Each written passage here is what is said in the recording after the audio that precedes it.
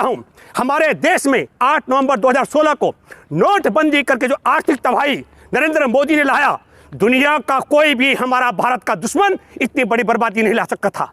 लेकिन देखिए आप, और आपके माध्यम से देशवासियों सुनिए, 1962 में 80,000 सैनिक थे चीन के, और हमारे 10-12 हजार सैनिकों ने लाठी और डंडों से भी पीटकर भगाया। हमको यकीन है कि सरकार अगर आज पीओके को वापस लेना चाहती है तो ले सकती है हमारी बहादुर सेना, लेकिन ये भाषण से नहीं, इसके लिए हमारी सेना को आगे बढ़ना था। उसके बाद देश का प्रधानमंत्री बोलता है न कोई गुस्सा है, न घुसाया है, न हमारी सीमा पर कोई कब्जा है किसी का, और तब उपेंद्र द्विवेदी जैसे सेना के आला अधिकारी इनके मुंह पे टेप क्यों लग जाती है, ये बड़ा सवाल है।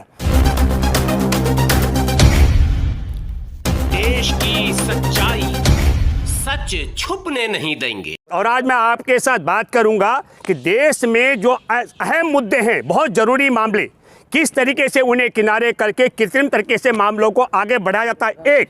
और दूसरा जिक्र करूंगा किस तरीके से हमारे देश में मीडिया से लेकर सेना के आला अधिकारी तक और हमारे देश में अदालत में बैठे जज भी भाजपा के पक्ष में माहौल बनाने के मामले में शामिल है।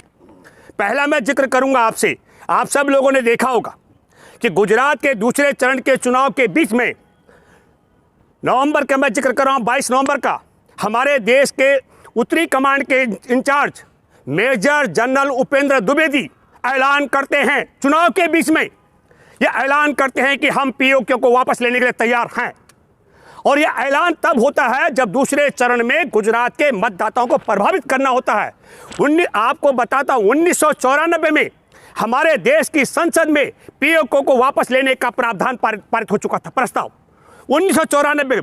26 जनवरी 2022 को मेजर जनरल उपेंद्र द्विवेदी उत्तरी कमांड के इंचार्ज बन चुके थे। क्या कारण है कि उपेंद्र द्विवेदी चुनाव के बीच में इस प्रकार का बयान देते हैं? मैंने कहा यह फील्डिंग है भाजपा के पक्ष में चुनाव जिताने का। हमारे देश में 2 राज्यों का, गुजरात और हिमाचल का चुनाव होता है। चुनाव की गणना 8 दिसंबर को की जाती है, लेकिन चुनाव की तिथियों की जो ऐलान है हिमाचल का 15 अक्टूबर को और गुजरात के चुनाव का 3 नवंबर को होता है। और बड़ी रोचक बात है कि गुजरात जैसे राज्य के भी 2 चरणों में चुनाव होता है और मुख्य चुनाव आयुक्त राजीव कुमार ऐलान करते हैं 10 नवंबर को। क्या कहते हैं? हम एक देश और एक चुनाव के लिए तैयार है। यह भी जानबूझकर षड्यंत्र के तहत जो चुनाव आयोग, जो मुख्य चुनाव आयुक्त एक अकेले गुजरात राज्य का चुनाव एक दिन में नहीं करा सकता हो, जो 2 राज्यों की गणना एक साथ कराने की ताकत रखता हो लेकिन ऐलान नहीं कर सकता हो, वो कैसे करेगा? देश में एक राज्य एक चुनाव की बात, यह भाजपा के पक्ष में फील्डिंग का मामला है। मैं तीसरा जिक्र करता हूं, हमारे देश में 8 नवंबर 2016 को नोटबंदी करके जो आर्थिक तबाही नरेंद्र मोदी ने लाया, दुनिया का कोई भी हमारा भारत का दुश्मन इतनी बड़ी बर्बादी नहीं ला सकता था। लेकिन देखिए आप, 8 ही नवंबर 2022 को दिल्ली की दूसरी निर्भया, उसके बलात्कारी, बर्बरता करने वाले, तेजाब से जला डालने वाले, उनको बाइज्जत बरी कर जाता है। ये मैं इसलिए कह रहा हूं ताकि उस आर्थिक तबाही की सुनामी से पूरे ध्यान को बदली कराने का षड्यंत्र है, सुप्रीम कोर्ट ने किया। और फिर मैं कृत्रिम मुद्दों की बात करता हूं। राजधानी दिल्ली में, यहां से शुरू करता हूं कैसे है। राजधानी दिल्ली का हौस खास मेट्रो स्टेशन 240 फीट जमीन के नीचे है, भूमिगत 240 फीट की गहराई पर है। वहां पर स्टेशन में लोग आते जाते शौच का उपयोग करते हैं। आलीशान स्टेशन बना हुआ है जमीन के नीचे।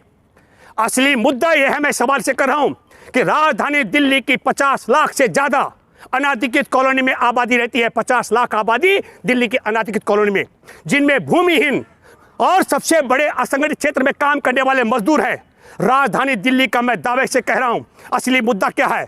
जिन अनाधिकृत कॉलोनी में पीने का पानी की आपूर्ति हो रही है, वहां विकास के नाम पर जो तोड़फोड़ की गई नालियां बनाने की, तो मल मूत्र का नाला, पाइप और पानी का पाइप एक साथ जुड़ करके पूरी अनाधिकृत कॉलोनी के लोग जहां जहां ये विकास कार्य कर रहे हैं, मल मूत्र युक्त पानी पी रहे हैं। एक मैं दूसरा जिक्र कर रहा हूं, ये जो मैं हौस खास के मेट्रो स्टेशन की गहराई की बात बता रहा हूं। राजधानी दिल्ली में आबाद गरीबों के घरों को सड़कें ऊंची करके, नालियां ऊंची करके कुओं में तब्दील कर दिया गया है, ये बड़ा मुद्दा था। बड़ा मुद्दा था कि मलमूत्र का पानी क्यों दिल्ली सरकार विवश कर रही है अनाधिकृत कॉलोनी के 50 लाख ज्यादा आबादी को पीने के लिए। बड़ा मुद्दा था कि इस आधुनिक युग में जहां जमीन के नीचे 240 फीट से ज्यादा गहरी सुरंग में तब तमाम सुविधाएं हौस खास जैसे मेट्रो क्षेत्र हो सकती हो, तो जमीन के ऊपर बने हुए घरों को कुआं में तब्दील करने का षड्यंत्र क्यों किया जा रहा है? असली मुद्दा यह था। लेकिन मुद्दा क्या हुआ कि नहीं साहब, एक पहाड़ है कहीं कूड़े का, उस ओर ध्यान दिलाने का। मैं आपके माध्यम से पहले मेजर जनरल उपेंद्र द्विवेदी को बताना चाहता हूं और आपके माध्यम से देशवासियों सुनिए, 1962 में 80,000 सैनिक थे चीन के और हमारे 10-12 हजार सैनिकों ने लाठी और डंडों से भी पीटकर भगाया था। आपको मैं बताना चाहता हूं, गलवान घाटी जहां अक्साई चिन, जहां बर्फ का इलाका शुरू होता वहां तक खतरा था। हमारे सेना बहादुर है, इसके लिए कोई सवाल मैं खड़े नहीं कर रहा हूं। उपेंद्र द्विवेदी के सवाल इस पीओके को लेकर के 1971 की लड़ाई में हमारे देश की बहादुर सेना ने 83,000 पाकिस्तानी सैनिक और अधिकारियों को सिलेंडर कराया था और पाकिस्तान ने 2 टुकड़े किए थे। यह वीरता का इतिहास हमारे सेना का है और हमको यकीन है कि सरकार अगर आज पीओके को वापस लेना चाहती है तो ले सकती है हमारी बहादुर सेना, लेकिन ये भाषण से नहीं, इसके लिए हमारी सेना को आगे बढ़ना था।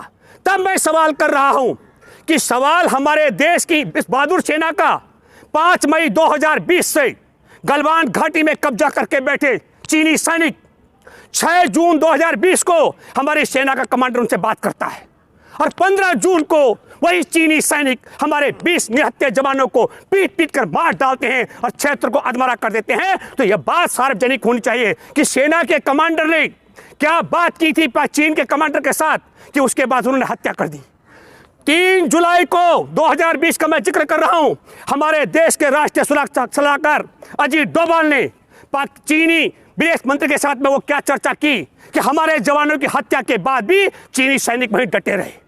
क्या कारण है? 1962 में 80,000 सैनिकों को खदेड़ने वाली वह बहादुर 12,000 सैनिकों की जो विरासत है वो चीन के सामने ढेर क्यों और पीओके के आगे पीओके को लेकर शेर क्यों? ये सवाल मैं कर रहा हूं और इसलिए भी कर रहा हूं कि 5 मई 2020 से लेकर के गलवान घाटी में डटे 16 दौर की वार्ता होती है, भारत सरकार गिड़गिड़ाती है, पर हमको यह भी सोचना पड़ेगा कि जो शेर बोलता है पीओके को वापस लेने के लिए मेजर जनरल उपेंद्र द्विवेदी, तो सेना के आला अधिकारियों का हिम्मत क्यों नहीं पड़ा जब 15 जून को हमारे जवानों की हत्या के बाद और क्षेत्र के अधमरे होने के बाद उनकी लाश, उनके जो जख्म थे शरीर पर, उसके बाद देश का प्रधानमंत्री बोलता है न कोई गुस्सा है, न घुसाया है, न हमारी सीमा पर कोई कब्जा है किसी का, और तब उपेंद्र द्विवेदी जैसे सेना के आला अधिकारी इनके मुंह पे टेप क्यों लग जाती है? ये बड़ा सवाल है। क्या देश के साथ गद्दारी करने वाले नरेंद्र मोदी ने हमारे देश के शहीदों की शहादत को अपमान किया, झूठ बोल करके देश का गद्दारी की, क्षेत्र अधमरे जवानों के विषय में झूठ बोला, तो इस गद्दार के साथ क्या हमारे देश के आला अधिकारी भी मिलकर हैं क्या? मैं इसलिए कहना चाहता हूं मेरे प्यारे देशवासियों, भुखमरी के मामले में हमने अफ्रीकी देशों को पछाड़ दिया है, भुखमरी के मामले में, बेरोजगारी के मामले में 45 साल का रिकॉर्ड तोड़ दिया है। हमारे देश की 42 करोड़ आबादी गरीबी की रेखा के नीचे जी रही है और राजधानी दिल्ली के लोग मलमूत्र का पानी पी रहे हैं। और फिर हमारे देश में जो सबसे अहम सवाल हैं, मैं मानता हूं इस समय राहुल गांधी पार्टी से अलग हट करके देश में भारत जोड़ो यात्रा कर रही है, बहुत जरूरी है। और मैं इसलिए कहना चाहता हूं, अब मेरे मन में बड़ा सवाल है, क्या गुजरात का चुनाव इस प्रकार भाजपा के पक्ष में करने के लिए हमारे देश की आज़ादी की 75वीं वर्षगांठ पर देश की वह बेटी बिल्किस बानो, जिसके सामने उसकी मासूम 3.5 साल की बच्ची की हत्या कर दी गई, उसके माँ और बाकी 2 महिलाओं के साथ गैंग रेप किया गया, उसकी उनकी हत्या कर दी गई और स्वयं बिल्किस बानो के साथ गैंग रेप किया गया। और उसके बाद देश की आज़ादी की 75वीं वर्षगांठ पर देश में दंगाई बलात्कारी हत्यारों को रिहा करके अगर गुजरात के लोगों ने बिल्किस बानो के बलात्कारियों को, दंगाइयों को और बच्चों की हत्या करने वाले दंगाइयों को अगर उनकी रिहाई पर वोट दिया है तो यह शर्म की बात है। मैं ये मानता हूं इसलिए क्योंकि यह कैसे संभव हो सकता है, लेकिन इसकी पटकथा लिखी गई थी, देश किस ओर भेजा जा रहा है। ये हमारे देश के, मैंने कहा सुप्रीम कोर्ट में बैठे जज आर्थिक सुनामी, नोटबंदी से बचाने के लिए एक निर्भया के बलात्कारी और गैंगरेप और तेजाब से जलाने वालों को बरी करते हैं उसी तिथि पर। तो आप लोग क्या कर रहे हैं फिर? हम तो अरे भाई हम तो बोल ही रहे हैं, हम बोल सकते हैं, कल हम बोल भी सकते हैं, बोलते हैं। अगर आप सवाल करेंगे तो हमने बिल्किस बानो के पक्ष में निरंतर बोला, आप अगर सवाल करेंगे तो हमने निर्भया के बलात्कारियों, दंगाइयों, सॉरी, और उसको तेजाब से जलाने वालों के खिलाफ खूब बोला। किरण नेगी उसका नाम है। हमने तमाम मुद्दों पर, नोटबंदी पर हमने खूब बोला। देश के साथ गद्दारी करने वाले नरेंद्र मोदी ने जब कहा ना कोई घुसा न घुसाया है, न सीमा पे किसी का कब्जा है, हमने कहा यह देश का गद्दार और चीन का वफादार है। हमने जोर से बोला, हमने जोर से बोला। मैं आपके साथ बात कर रहा हूँ। राहुल गांधी को बचाने के लिए सड़कों पे नंगे लेटते हैं, देश को बचाने के लिए कांग्रेसी नहीं आते हैं। नहीं, अब ये कांग्रेसियों से पूछना चाहिए आपको, कांग्रेसी कौन नंगा लेटा, वो आपके पास होगा सबूत। मैंने कभी देखा नहीं कि कोई नंगा लेट रहा हो। लेकिन मैं फिर कहना चाहता हूं, हमने तब भी कहा और अब भी कह रहे हैं, मैं जो बात कर रहा हूं उपेंद्र द्विवेदी मेजर जनरल के इस पीओके को वापस लेने की बात को लेकर, जुबान से नहीं आता है। सेना आगे बढ़कर पीओके को वापस ले। मैं सवाल कर रहा हूं तो आपको बता दूं कि हमारे देश की फिल्म इंडस्ट्री की एक नायिका ने सवाल किया, उस पर देशद्रोह का मुकदमा बना दिया। 56 इंच का सीना है प्रधानमंत्री का, खुद डर 56 इंच का सीना अगर आप बताते हैं तो 16 दौर की वार्ता के बाद भी जो 56 सीना वाला गिड़गिड़ा करके चीन की सेना को वापस नहीं कर पाया, मैं बता दूं आपको, 7 सितंबर को कन्याकुमारी से कश्मीर के लिए राहुल गांधी की यात्रा निकलती है और 8 सितंबर को वही चीनी सैनिक जो 5 मई 2020 से कब्जा करके बैठे थे, वो वहां से भाग खड़े होते हैं। यह है, इसे सुनिए, इसको सुनो, इसको आप 56 इंच का सीना नहीं कहूंगा, लेकिन मैं ये मानता हूं कि भारत जोड़ने जब राहुल निकले तो पता लग गया चीनियों को कि देश के गद्दारों की पोल खुलने वाली है, इसलिए चीनी सैनिक वहां से भाग खड़े हुए। राहुल गांधी पैदल चलेंगे, सेना चीनी सैनिक भाग जाएंगे। आप देखिए, हमने कहा आपके सामने है, देश के सेना के कमांडरों ने बात की, देश के विदेश हमारे जो राष्ट्रीय सुरक्षा सलाहकार अजीत डोभाल ने बात की, तब भी तो वह नहीं कि 16 दौर की बात था, वही 16 दौर की गिड़गिड़ा रही थी मोदी सरकार। अरे भाई मैं क्या कर रहा हूं, राहुल गांधी का या तो फिर, या मैं मानता हूं कि मोदी सरकार ने, अजीत डोभाल ने, सेना के कमांडरों ने चीन के साथ ये समझौता किया होगा। जिस दिन राहुल गांधी पैदल यात्रा निकालेगा भारत जोड़ो कन्याकुमारी से कश्मीर तक, उसके अगले दिन तो वहां से इलाका छोड़ देना, समझौता किया होगा। तो मैं आपके माध्यम से कहता हूं, अजीत डोभाल ने चीन के विदेश मंत्री से कौन सा सवाल समझौता किया, वो पब्लिक के बीच में आना चाहिए।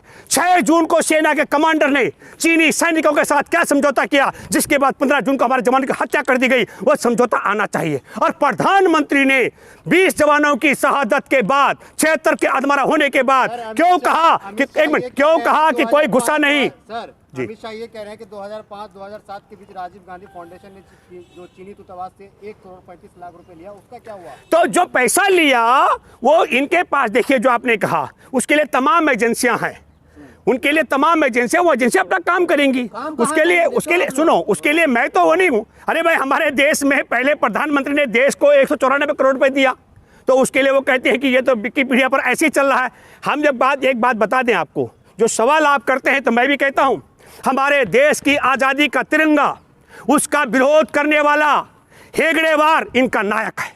हमारे देश में तिरंगाधारी जब चल रहे थे यात्रा लेकर, मैसूर के राजा ने 40 तिरंगाधारी की हत्या की, उनके पक्ष में, हत्यारे के पक्ष में प्रस्ताव पत्र लिखने वाला कायर सावरकर देश का गद्दार इनका नायक है। हमारे देश की आज़ादी के बाद पहला जो आतंकी है गोडसे, वो इनका क्या कहते हैं, नायक है। और जो देश पर जवानों की हत्या और जो घुसपैठ करा करके बैठा हो, वो कहना घुसा न घुसाया, ये देश में इन गद्दारों का। 1 करोड़ 35 लाख का 1994 के नहीं, वो देखिए, सुनो, ये देखिए, राव जी अहम सवाल है ये। 1994 में आपने कहा पोको वापस लेने का पारित किया गया था, तो 15 साल तत्कालीन सरकार क्यों सोती रही? आज क्यों ये दिन आया मोदी को वापस कदम उठाया? नहीं, मैंने ये नहीं कहा मोदी ने कदम उठाया, मुझे मालूम नहीं है।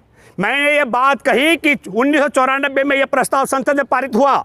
हमारे देश, एक मिनट आ रहा हूं, गुजरात में चुनाव हो रहे थे और चुनाव प्रचार के बीच में हमारे देश का मेजर जनरल चुनाव को प्रभावित करने के लिए पीओके को वापस लेने का जो ऐलान करता है, वो चुनाव आचार संहिता का उल्लंघन है। राजीव कुमार ने कहा, एक गुजरात में 2 बार चुनाव करा रहा है, 2 चरण में, और कहता है एक देश एक चुनाव के लिए तैयार हूं, ये आचार संहिता का उल्लंघन है। सुप्रीम कोर्ट के जजों का उसको बचाने का षड्यंत्र है, मोदी को आर्थिक जो सुनामी तबाही उसने की है। तो जो आप कह रहे हैं, मैंने ये नहीं कहा। हम कह रहे हैं सेना के अधिकारियों को बोलना नहीं था, करना था। पर इन सेना के अधिकारियों ने जिन्होंने सरकार जो कदम उठाई पोको लेने गलत है क्या ये? मैंने कब कहा? हम कह रहे हैं ये तो प्रस्ताव संसद के पास ये दर्शा रही है। नो, हमने कहा कि चुनाव के बीच में ये ऐलान करना, तो किसने रोका? अरे उपेंद्र द्विवेदी को किसने रोका हुआ है? जाएं। 1962 कांग्रेस की बड़ी तारीफ कर रहे हैं। भारत के हजारों जो हेक्टेयर जमीन जो है चाइना ने कब्जा कर लिया, उस वक्त सरकार क्या कर रही थी कांग्रेस? देखिए, आप कल सुनिए, मैंने पहले कहा, दोबारा प्रमाणिक है, हमारे देश के सिर्फ 12,000 सैनिक थे, उनके 80,000 सैनिक थे। 1 इंच भी कब्जा नहीं कर पा रही है। कौन? लोग सवाल गल कर रहे हैं, अभी अमित शाह देखिए झूठ बनाने, बोलने, फैलाने वाली मशीन क्या बोलते हैं। जब हमारे देश के जवानों की लाश आई और चिता जल रही थी और प्रधानमंत्री कहता है ना कोई घुसा है ना घुसाया है, तो क्या सैनिकों ने आपस में मारा? क्या किसी को आपस में? क्या हमारे देश की सेना आपस में लड़ी? क्या? आपके सवाल का जवाब है झूठ कह रहे हैं, झूठे हैं। तो प्रधानमंत्री सच बोला क्या? क्या कोई नहीं घुसा गलवान घाटी में?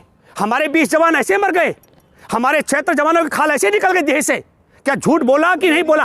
आपसे कह रहा हूं मैं, क्या प्रधानमंत्री ने झूठ बोला कि नहीं? आप मुझे बताइए।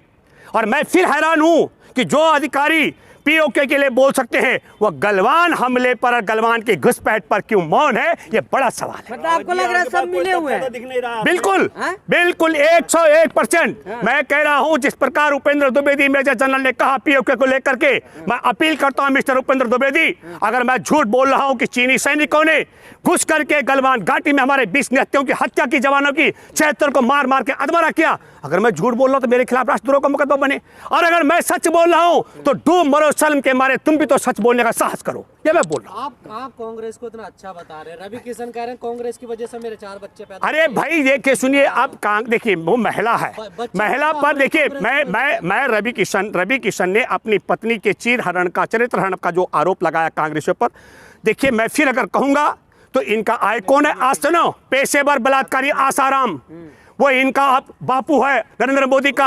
हमारे अरे बापू है हमारे देश में बलात्कार हत्याओं के मामले पैरोल पर बाहर आया हुआ, जो अभी आया था 40 दिन के लिए, उससे आशीर्वाद लेने वाले, उसको पिता बताने वाले, और जो संत है चिन्मयानंद, नग्न हो करके उसकी वीडियो वायरल हो रही है। इनके देखिए, आप समझिए, इनके यहाँ महिला का न कोई स्थान न सम्मान है। जब से आरएसएस का गठन हुआ तब से लेकर एक भी महिला आरएसएस की मुखिया नहीं बनी है। इनके यहाँ महिलाओं का न मान और सम्मान है। हम आपको, मैं क्या कहूँ, बहुत ओछी बात है। आप सुनिए, एक मिनट, आपको बता दूं, कई मर्तबा आपने देखा होगा पंडित जवाहरलाल नेहरू अगर अपनी बेटी और भांजी से मिले हैं तो किस प्रकार इनका जो क्या कहते हैं वो जहाँ संघ की दीक्षा, नागपुर की दीक्षा और क्या कहते हैं वर्षा यूनिवर्सिटी की शिक्षा मिली हुई है, किस प्रकार बदनाम करते हैं रिश्तों को, आप कल्पना नहीं कर सकते। बहुत बहुत धन्यवाद।